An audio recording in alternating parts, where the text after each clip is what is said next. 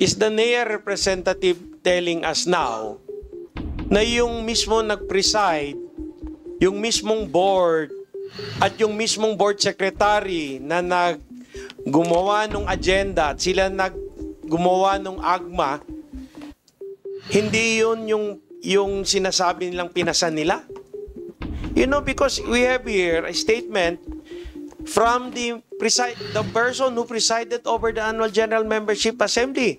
So is the NEA representative telling us na yung mga sinasabi ni President Omar Sahi at nag-board at pinirmahan nila, hindi yung contract na pinasa nila? Kasi sila nagsasabi ngayon. Ano yung pinasa nila during the annual General Membership Assembly at sino pang mas may alam kung hindi yung nagpre-preside at yung board secretary mismo. Sila nagpasa eh.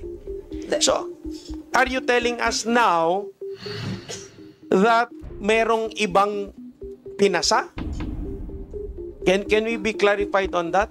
Well, if I may be allowed again to respond to that, my answer to that would be, as far as the data and the submissions made to NEA are concerned, I am relying on the evidence, on the documents submitted to NEA. Now, insofar as, if I may just continue. Just para mabilis tayo. Submitted by NEA. Who submitted that to NEA? The contract ratified by the annual General Membership Assembly. Who is supposed to submit that? Who among from the people from Zamboanga City Electric Cooperative, who is tasked to submit that to the National Electrification Administration? Yung board ba na nagpagawa ng AGMA or whoever else? Who can we know? Sino ang dapat mag-submit sa NEA yung i-approve nyo na contract na ni-ratify ng Annual General Membership Assembly? Sino dapat mag-submit nun? It should be the board, but at the time the NEA board convened for the confirmation of the contract, the Samselco board had already been deactivated. Ma'am, you just said a while ago, kailangan nila tapusin yung trabaho nila. Yes. So ba't nyo sila i-deactivate kaagad? So natapos yung trabaho nila at dine-activate nyo sila bago i-submit sa NEA board? Because that was the contract that was signed, or the final contract that was reviewed, and the amended terms of reference that were incorporated into the contract was the one that was approved by the NEA board. Hindi, ito, ganito ha, para mabilis tayo, para maintindihan natin. Nag-bidding sila, may nanalo sa bidding. In fact, sinabi nyo dito, mali yung proseso nila. Kasi yung board mismo, sila yung naging back. Bawal yun. Dine-activate nyo sila. Ngayon, ang tanong ko ngayon, sino nag-submit ng kontrata sa National Electrification Administration ng contract na inapprove ng Annual General Membership Assembly? Ang sagot nyo ngayon, hindi na sila kasi dine-activate nyo sila. So ano yon? Ibang kontrata na ba? Doon ba lumabas yung pangalawang kontrata? I hope it is not that way, because we will already be very suspicious of such circumstances. Kasi parang lumalabas, dine-activate nyo yung board, tapos ibang kontrata na ang sinabmit sa NEA. Pero ito sila nag-preside, sila nagpagawa ng meeting, 'di ba? Attended by 6,000 people. Alam nila lahat anong pinasa nila during the AGMA. But unfortunately, or fortunately, ano bang nangyari? Dine-activate sila ng NEA bago i-approve ng NEA yung kontrata. And appears, okay, ito na. Yung lapot contract ba, Mr. Chairman, yan ba yung kontrata na natanggap ng National Electrification Administration after na deactivate sila?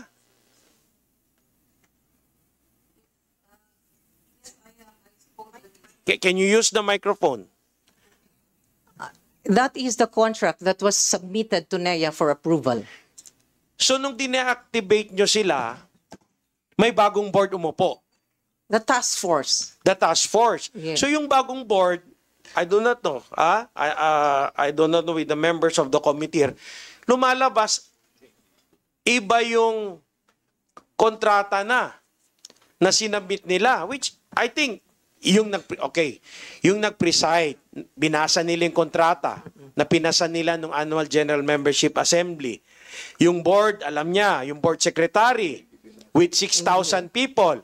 In fact, we can even go on and on by calling a lot of witnesses here in testifying what they have approved on that Annual General Membership Assembly. Nagtataka lang ako, Mr. Chairman, after na deactivate yung board at alam nila anong kontrata pinasa nila during the Annual General Membership Assembly, we have the information here from the National Electrification Administration na nagsasabi kung ano yung pinorward sa kanila na kontrata, yun lang ang tatanggapin nila. Ano yun? Yun ang sinunod nila. And this happened after NEA deactivated the previous board who conducted the Annual General Membership Assembly. Can you say now natapos na ba yung trabaho nila? Because I would tie this to your statement earlier that the board has to complete its task. So, pagkakumpleto nun, ipo-forward nila sa NEA. Where was the former did the former board of directors complete their task by forwarding it to NEA? Kasi kailan matapos yung trabaho nila? After conducting the Annual General Membership Assembly, magpapas sila ng motion to ratify. Ma'am, I'll give you your time. I hope you can clarify us. Siyempre, magpapas ng motion, ng resolution to ratify the contract. After ma-ratify yung contract, hindi ba ang pagtapos ng trabaho na assign sa kanila ng former board of directors ng SAMSELCO ay ang pag-forward noong kontrata na yon sa National Electrification Administration? Natapos, ang tanong ko kasi Mr. Chairman, natapos ba nilang trabaho nila? Kasi they have to forward it to NEA for approval. Hindi na daw nila hindi na nila alam kasi dineactivate sila, may isa namang board ang nag-forward ng ibang kontrata. Na it appears, and they were surprised, if you look at their statement, hindi yan yung kontrata na inapprove nila during the Annual General Membership Assembly. Ibang kontrata na. So, Mr. Chairman, the NEA representative. Thank you, Mr. Chair. Now, this is where we need to clarify. Because as mentioned earlier, there were three failed biddings prior to the Crown, to the negotiated bidding with the Crown Investments and DESCO. Because of the fourth round, the terms of reference was amended, and the final IMC was incorporated those amended terms of reference. In fact, if we are to look into the chronology forwarded to this honorable committee, the NEA sent a letter to Mr. Sahi himself saying that the NEA has approved the amended terms of reference. And then, the final draft of the IMC was submitted to NEA. It was still during the time that Mr. Sahi was there. What we're trying to tell the committee here is that the one signed by Mr. Sahi is not the amended terms of reference for the fourth bidding, as indicated in the uppermost left portion, that it was the version of April 17, 2018.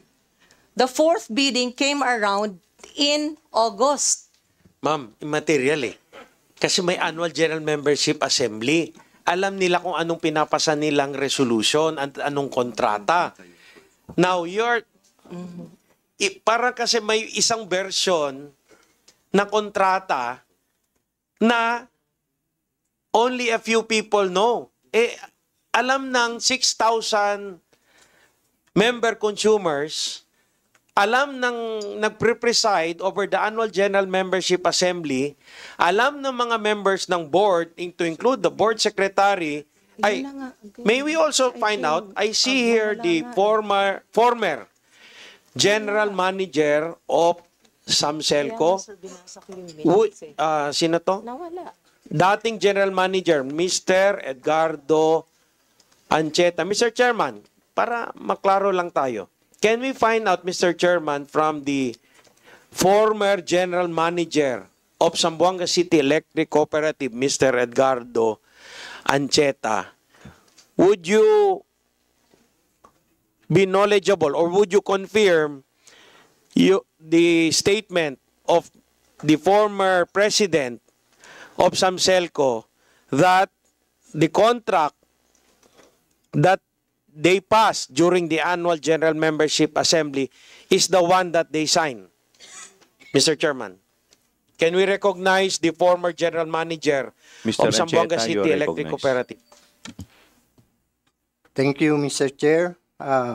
Good morning to the members of the Honorable Committee. My name is Engineer Edgardo Ancheta. I was the former officer in charge, General Manager of Samselco. Regarding your query, Mr. Chair, Your Honor, I'm confirming the statement of our former President, Mr. Omar Sahi. In fact, I would like to emphasize the differences of the two contracts, wherein the one that was signed by the former President is more beneficial to the cooperative, to the members, because the changes that was made on the second contract, which I just came to know lately, all the while I thought that the contract that Crown Desco was following was the one that we signed, because I was also a signatory to the contract, being the OIC general manager that the former president signed. I have reviewed the provisions and comparing the second contract that we found out lately, medyo dehado ang ating member consumers. And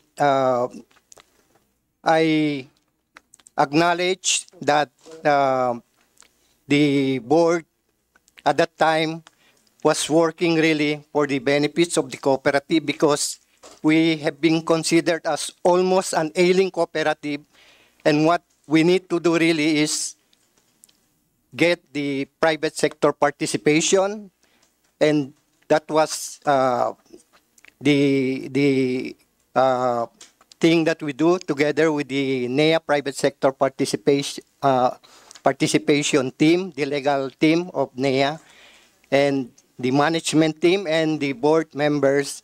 And that's why I would confirm and would really stand by on what Mr. Sahi signed, because this would bring better benefits to the members of the electric cooperative.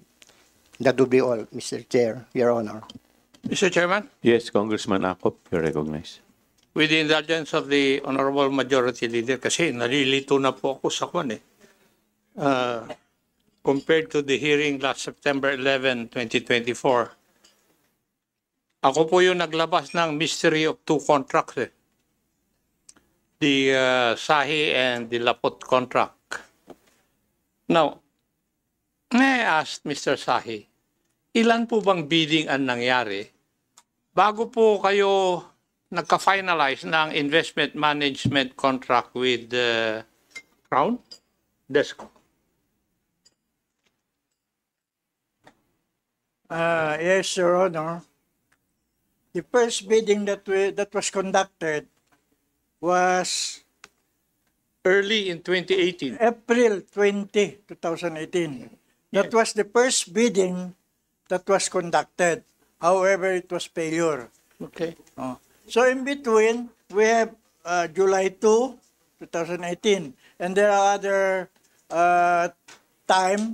date rather, which I feel to take note. However, it was on August 30 that we have made a final awarding because of the bid price that Crown bidded, which is more than our liability. Yun po yung third bidding. Or fourth? Fourth na ako. Last na ito, last. Fourth. Yes. And according to my reports, it was a controversial one. Would that be correct? Kasi pinadidelay. Yeah, that is yun na nga ang yung problema. Kasi our contract, itong mentioned by our deputy, as of April 17, ito ng final. And then it was acknowledged through their letter signed by practically all committee of the NEA na we will proceed with the bidding, of which the Crown won the bidding. So here are the committee of the NEA. If I have to read their name. No, it's okay, Mr. Sahi, kasi hindi naman po yun ang point ko. Ang point ko lang is that kayo po as president, ni-refuse ninyo na i-delay yung bidding na yun. Would that be correct also? Hindi ho na delay. Kaya nga ayaw ninyo na i-delay. Yes, ayaw namin i-delay. And because of that, did you come out with a resolution na i-dissolve yung ZAMCELCO Special Bids and Awards Committee?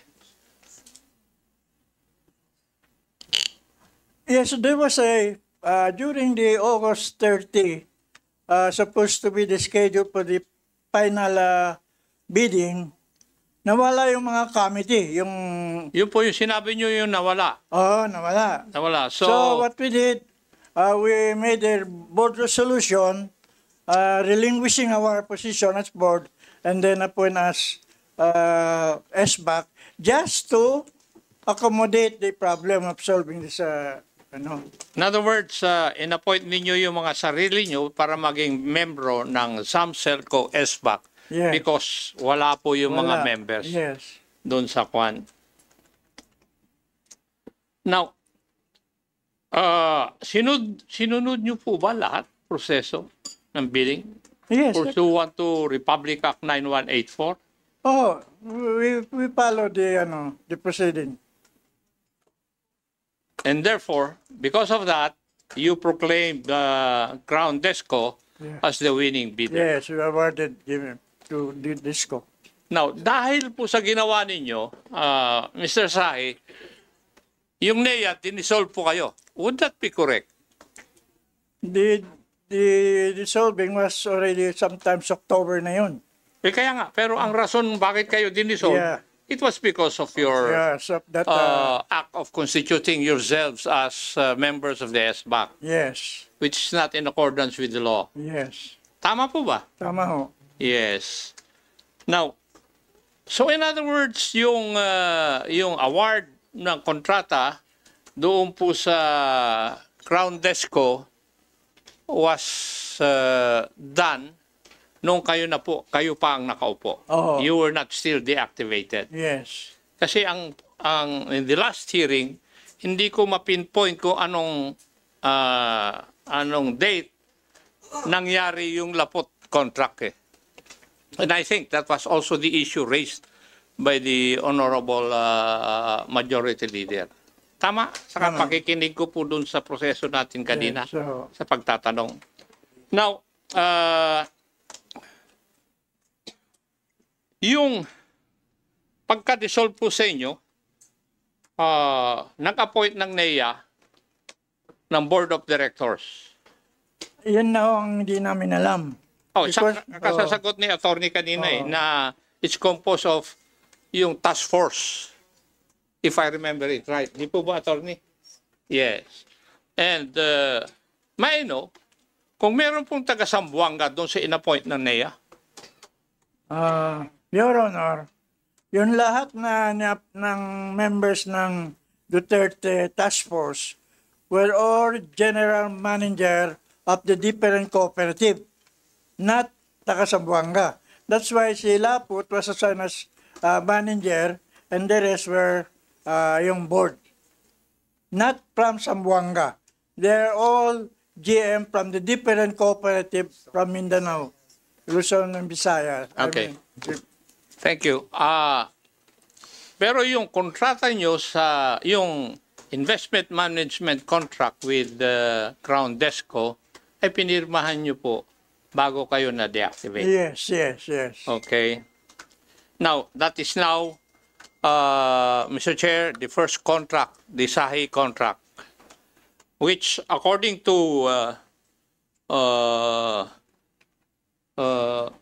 the good attorney, was signed on April 17, 2018. Tama po ba yun? Kasi kung April 17, 2018, if I remember it right, yung third or yung fourth ninyo na bidding was in August of 2018.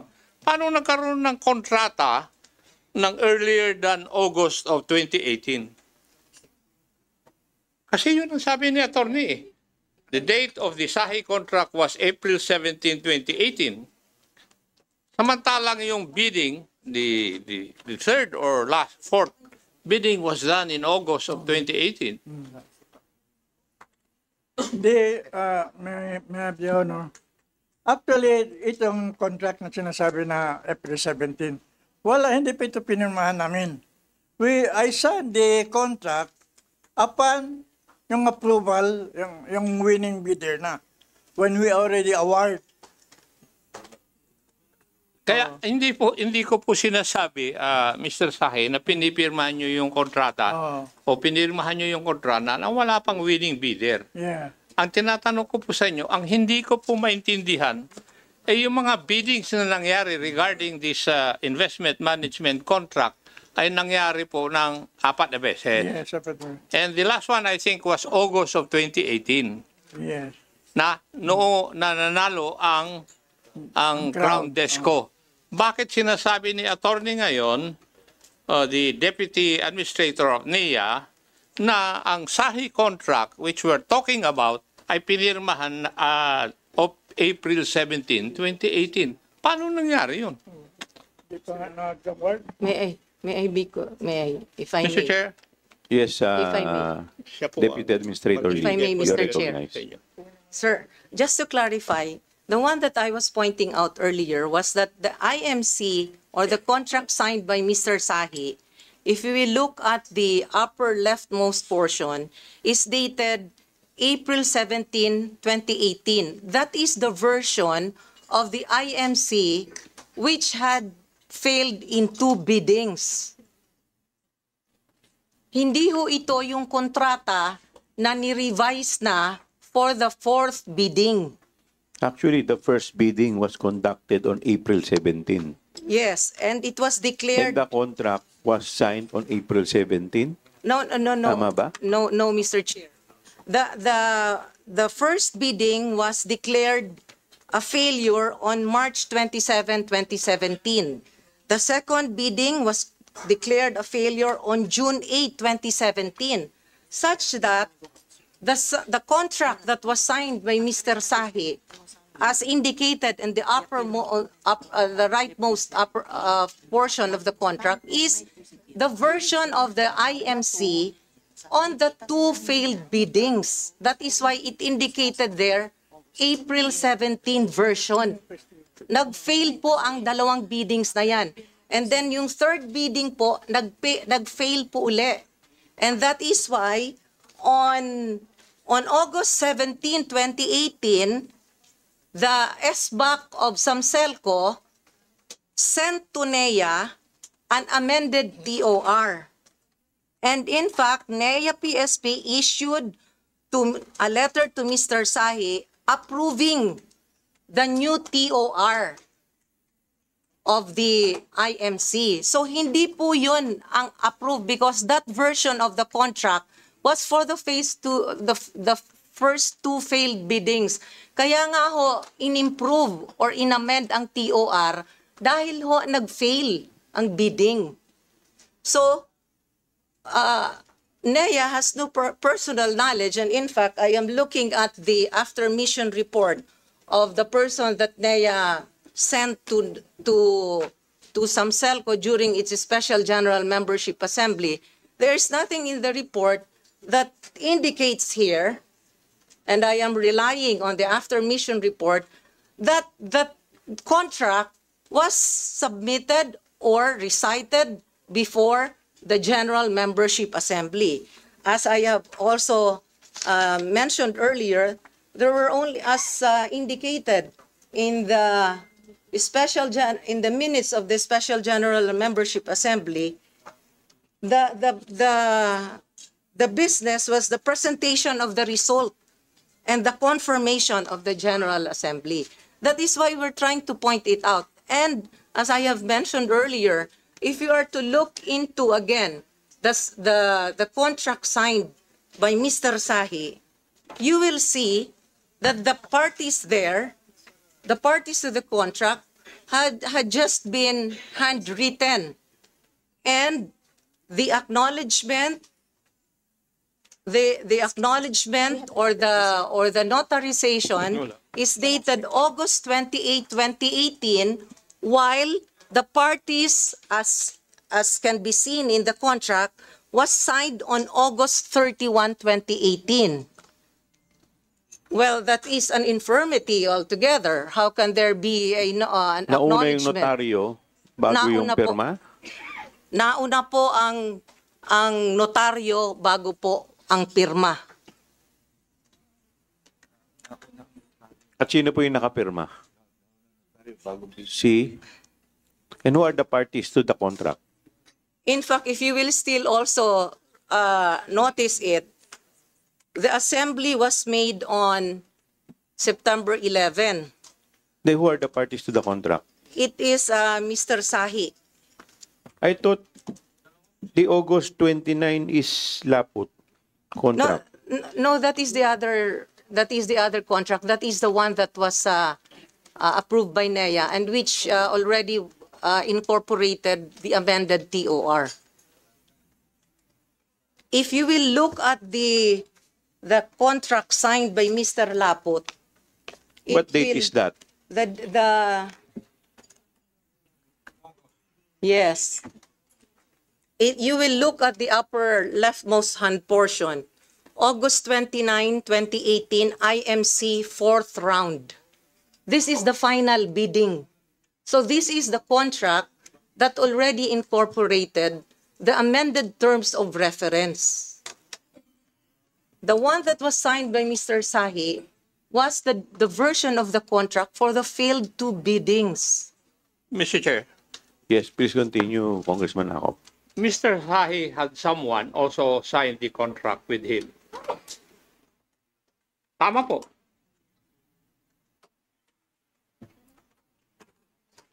A certain Mr. Marvy Espejo. Would that be correct?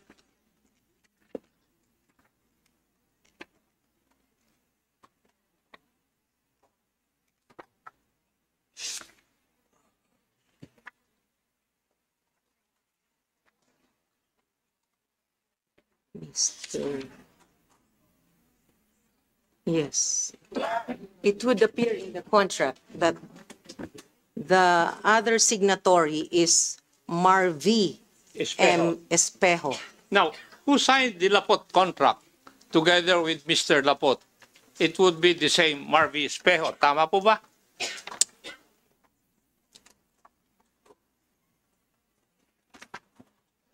Yeah. If I may speak, Mr. Chair, to represent Crown Investment, Yes, Attorney Joseph Castillo po. Joseph Castillo, you're recognized. Good morning. Mr. Chair, may I know if the good attorney would answer my question? Yes, sir. As representative of Mr. Marvin Espejo. I was also counsel of Crown at the time, so I'm also privy with the transactions. Okay, please continue. Sir, thank you for the opportunity. Good morning, Honorable Committee and Honorable Chairman. Your Honor, if you will note, the April 17, 2018 contract is an old version. We confirm that this is an old version. But this was the one given to us at the time of the bid, when we bid for the contract. If you will note, Mr. Chair, Yes, Congressman Ako. could you please clarify old contract? Kasi we're speaking of first and second. We're not speaking of old and new contracts here. just to thank you, Mr. Chair, if I may respond. Yes, please continue. The timeline, as mentioned repeatedly by DENEA, there were several biddings already. And we were informed of all those failures, and we knew that there was an old version of the contract, and this is the April one.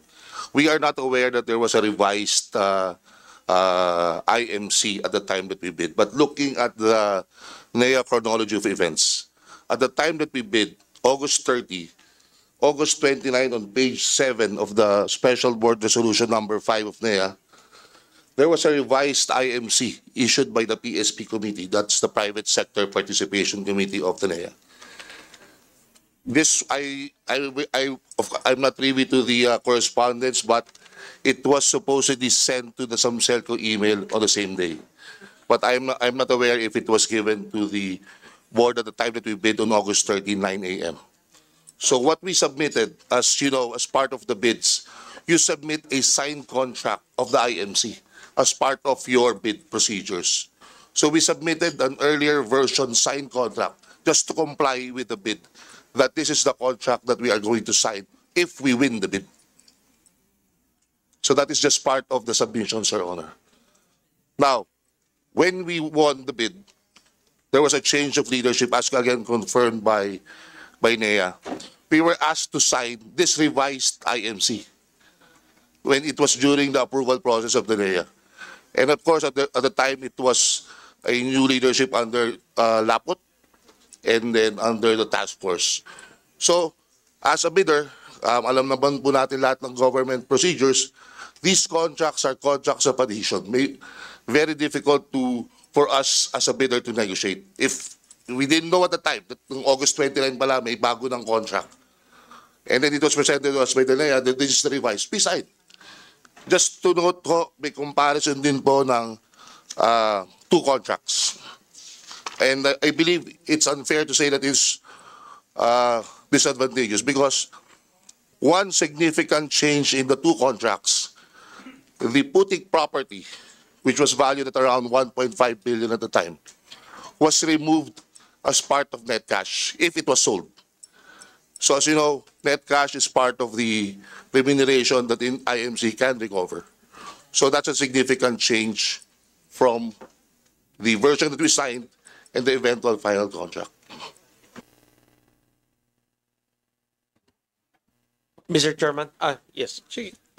No. Because before we get lost on the differences, earlier, para maintindihan, anong diferensya ng dalawang kontrata? Yung unang kontrata, merong CAPEX, Capital Expenditure. At yun ang sinasabi ng National Electrification Administration, kailangan ayusin ng Zamboanga City Electric Cooperative. Sa pangalawang kontrata, sabi ni Mr. Omarsay, wala yun eh.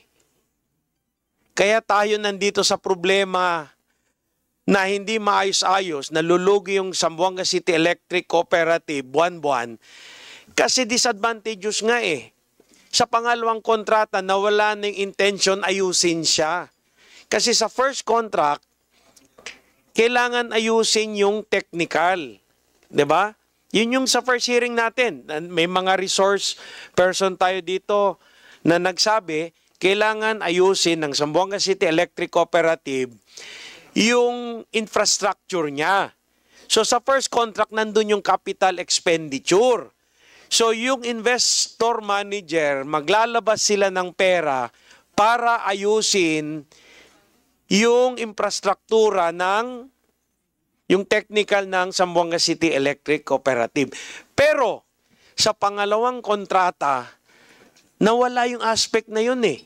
So paano mo aayusin yung Zamboanga City Electric Cooperative na hindi mo aayusin yung infrastructure niya, yung hardware niya? Yun yung problema eh.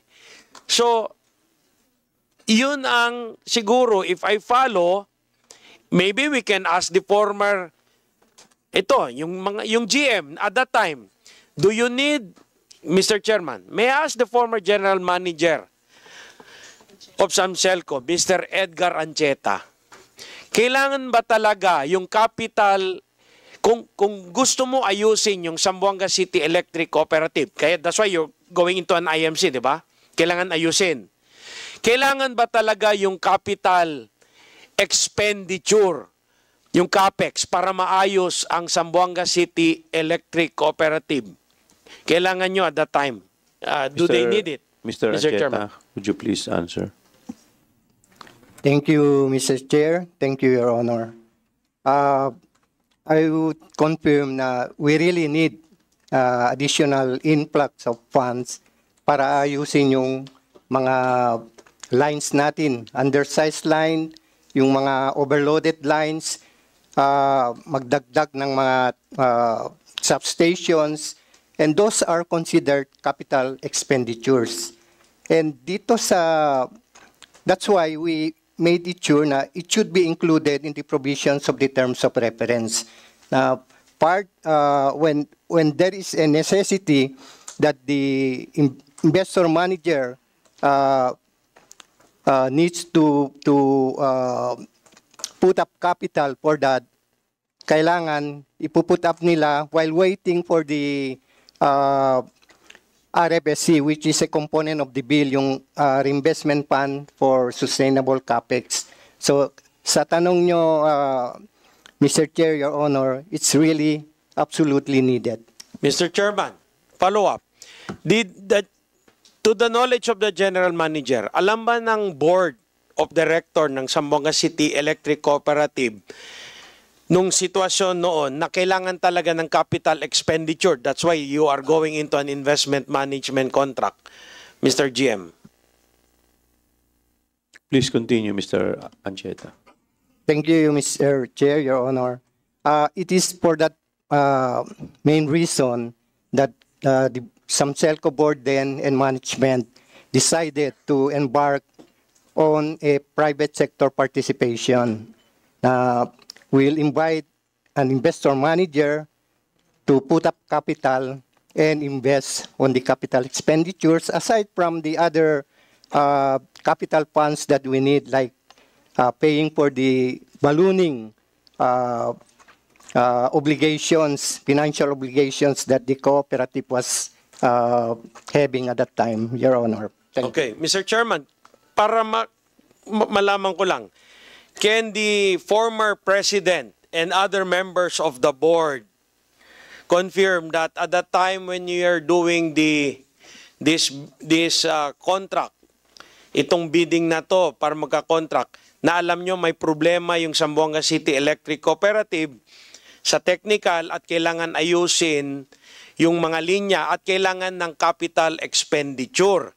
Can the president of Zamboanga City Electric Cooperative confirm the statement made by the former general manager who is saying now na kailangan talaga ng CAPEX para ayusin yung problema ng Samselco sa technical, sa mga linya nyo na ano yun?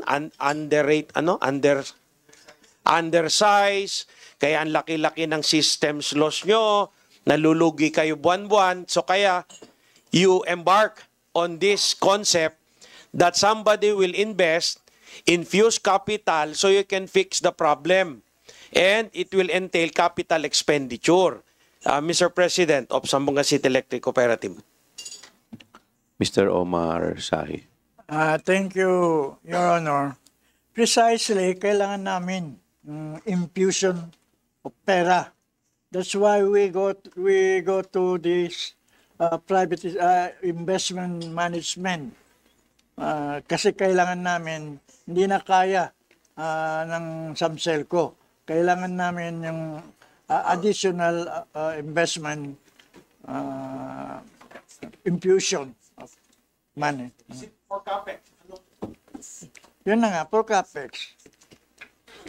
So, Mr. Chairman, may also we hear from the board secretary. What was your concept at that time? Why you would need additional funds? Because you have a problem at that time. You were losing money at the time Mr. in your Hassan. operations. Mr. Hassan, you're recognized. Salamat po, Mr. Chair, Your Honor. As far as I can remember, there were letters issued to the cooperative with the intention of the NEA that the cooperative is deteriorating and they will attempt to put up in the category D. That was in the letter, Mr. President. And then during the formulation of the term of reference, during our travel with the NEA and the SBAC, they're always saying that the need of the capital expenditure by the SBAC, the technical personnel of the cooperative, is needed.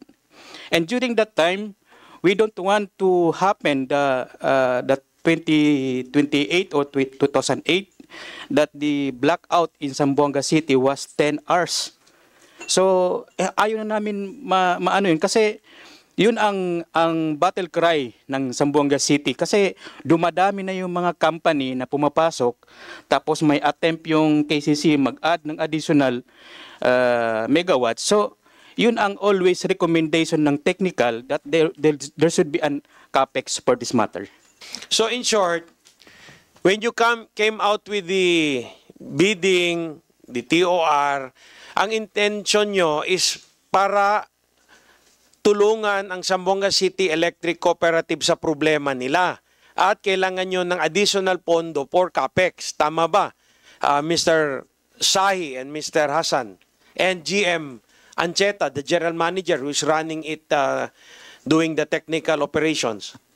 Please, you're recognized, Mr. Sahi. Your Honor, that is precisely, we go for that investment kasi kailangan namin talaga ng pera, an infusion from the investment para to solve our problem, especially on technical aspect. Thank you. So final, Mr. Chairman, sandali if the President, ito na Mr. President, kung alam nyo, okay, kasi may isang version may isang kontrata. Will you support a contract whose provision will not solve your problem, which does not include CAPEX? Can I know from the President of Zamboanga City Electric Cooperative? Can we know from the General Manager, former General Manager of Zamboanga City Electric Cooperative, and the former Board Secretary, and I see another person, Ms. Ann Salasain, also of Samselco. So the problem is the operations. You have a big systems loss, and you have mentioned, and it was even through a resource person during the last hearing, na kailangan ayusin yung technical. Kasi may problema kayo sa mga linya nyo, ang dami yung problema sa infrastructure. Would you support or would you pass a contract which does not include CAPEX, which will not solve the problem of Samselco?